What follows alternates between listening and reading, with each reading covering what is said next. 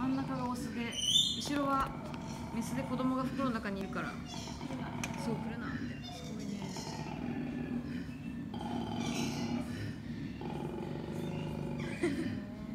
ごい、なんかコアラと思えないね。こんなにコアラって動くしなくしなんですね。確かに本当そうですよね。ちょっとイメージと違ったみたいな。日本では絶対見れないこのコアラの習性って感じですね。本当はこんなに動くし、活発。こんなにすごい声を出すんですっていう。